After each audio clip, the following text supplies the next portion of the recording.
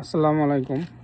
South কোরিয়াতে প্রথমে যখন আসবেন বা যখন যেই আসো, তখনকার একটা মজার বিষয় হচ্ছে যে কোরিয়াতে আপনি শীত মৌসুমের সময় রোদ দেখতে পাবেন ঠিকই, কিন্তু রোদের কোনো টেম্পারেচার পাবেন না।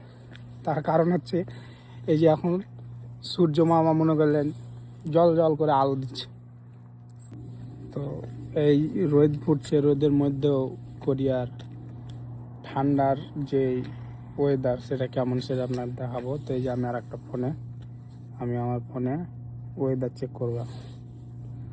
তো এই যে দেখেন ওয়েদার চেক করছি, 2 ডিগ্রি এখন, মানে 2 ডিগ্রি ঠান্ডা পড়ছে, আবার রোদও ফুটছে। এই রোদের মধ্যেও রোদের কোনো টেম্পারেচার পাওয়া যায় না, দেখা যাচ্ছে রোদ ফুটছে কিন্তু রোদের যে একটা আর্দ্রতা পাওয়া যায় সেটা পাওয়া যাচ্ছে না। এই যে দেখতে পাচ্ছেন সূর্য মামা কিন্তু এখন জল জল করে রোদ দিচ্ছে এবং রোদ রোদে চারিদিক আলোকিত হয়ে আছে, অথচ ঠান্ডার পরিমাণ অনেক। ঠান্ডা এখনও 2 ডিগ্রি।